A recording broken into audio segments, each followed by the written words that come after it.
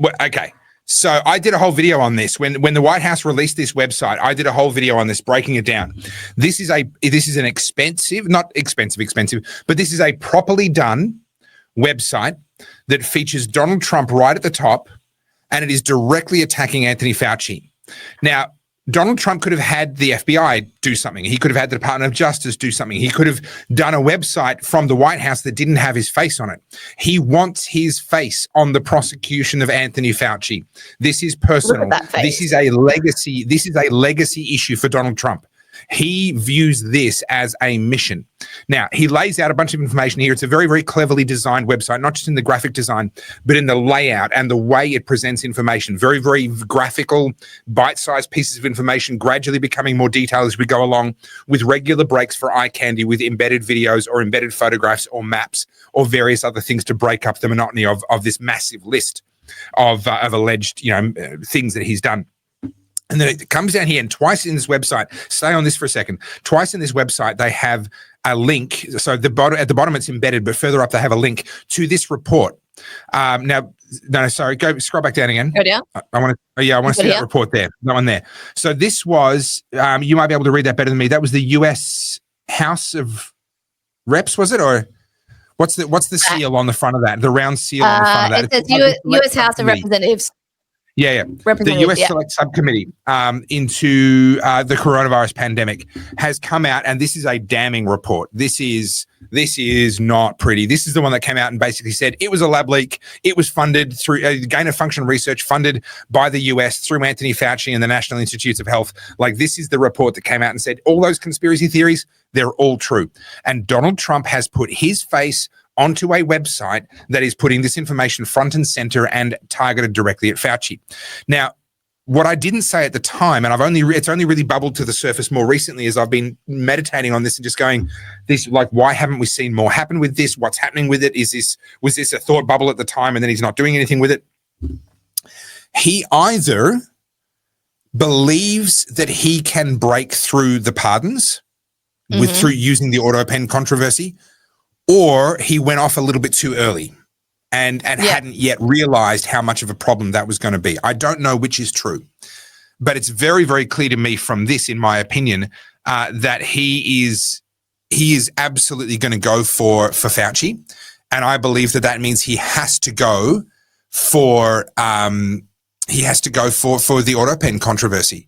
He cannot get Biden unless he can crack that defense first.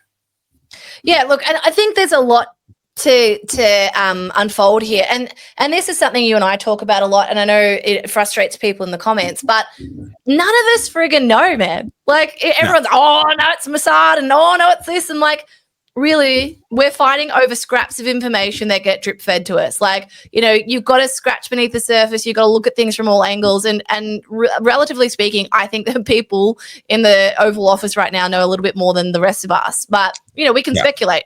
We can piece things together. And I mean, you and I were talking about a lab leak. I mean, it would have got you deplatformed 3 years ago. But this whole stuff around COVID, none of this is new to anyone that was speaking up about it. Every single one of us was talking about this. Anyone that was paying attention already knew. So the fact that it's coming out now as we come into almost 2026, like, it's insulting to our intelligence. We already fucking know the answer. But we're just waiting for that smoking gun, or, waiting for some kind of action where someone's held accountable, whether or not they are or not. Because how old's Fauci? Like 70s? I don't think he's that old. Oh, hang on. He's pretty old. Anthony Fauci age. I mean, he should be rotting in prison, but yeah, he's old. Gosh, I am genuinely shocked. He's 84. Yeah, I told you. He's ready to kick the bucket anyway. I had no idea. Well, you better hurry up and get him then. He's about to get away with it. That's what I mean. I thought he was 15 years younger than that. Wow.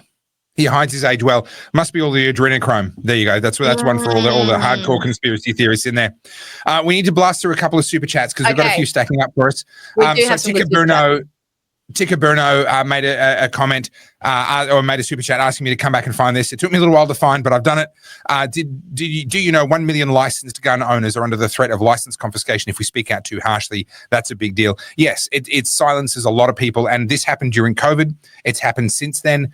gun owners were literally being profiled during COVID. I'm sure you know this, but for anyone that doesn't, when we were protesting, the police media unit would be out there recording everyone's faces. They would use facial recognition software. This is not a conspiracy theory. This is a fact. This is how they did it. They would use facial recognition to try and match people's faces from the protests to social media profiles in order to try and figure out who was who. And there were licensed gun owners that had police knocking on their doors telling them, hey, if you show up to another protest, we're going to deem that you're not a fit and proper person. We're going to take your guns off you. And it silences gun owners are pretty well suppressed on a lot of different issues. There's a lot of stuff that they might want to talk about. But yeah, that the level of discretion given to police departments to just say, oh, you're not a fit and proper person anymore because we don't like the ideas in your head. Same thing happened with sovereign citizens in WA recently, 70 homes raided. I did a video on that. This is a really big problem. Where the issuing of a license is used as leverage for control. Yeah. And which is why, like, not to take away from the severity of this, because I do understand this, but that's why Topher and I ask you guys to support the channel, buy the merch and things like that, because Topher and I are unemployable. You know what I mean? Like, who's going to take us on? Like, this is the thing, like, yeah, it's a grift, whatever, but like the reason we make merch, the reason we ask for, memberships and coffee things is like, as I've said, I am persona non grata in the academic circle. They do not like me because I say the things that you shouldn't say. Same with Topher. So, like, if you want independent people to do the thing, like, you kind of have to support us. That's the long and short of it. It's why a lot of people ask for support, because it becomes, aside from the work involved and whatever, but I get this, like, it costs you your job. I know that. But having said that, pardon me, Topher and I did voluntarily sign up for it, and we're happy to, but this is the life that we've chosen, and neither of us are asking for sympathy. I will say, though, I would have applied for a gun license, and I would be an active hunter if it weren't for what I do. I know that bridge is burned. There's no way known that they're going to say yes to a gun license for me.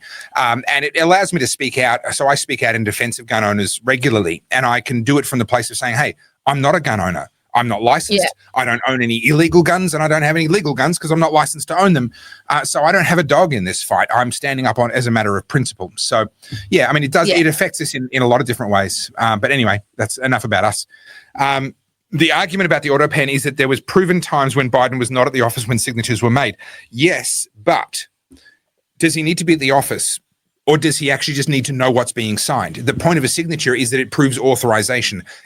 No, I don't know if you read the chats. It's bothering people that were on the wrong side, so I just reset it for everyone. Right, it's about, there we go. Okay. It's really about, did he actually authorize that? That's the question. Whether or not he was in the room is a less of an important question. Thank you, Kokomo CJ. I do appreciate that. I love my work too, and I'm very grateful that you and I have found something that we agree on. That's really wonderful. So normally on a podcast like this, when you've got two people, one of them is the brains of the operation and the other one's the eye candy. In this case, I have to be both, which is, oi, excuse me, this one's, Carly, this one's about me. I have to be both. It's actually about me. Seriously. I have to be both, which means I need lots of coffee, lots of caffeine. So you can help me to get lots of caffeine by scanning that little QR code there so that I can just carry this podcast on my... And subscribe because I'm ridiculously good looking. Seriously, Carly, can you not... Wow. She's such a center of attention, isn't she? Like, comment, subscribe, all that stuff. Bye.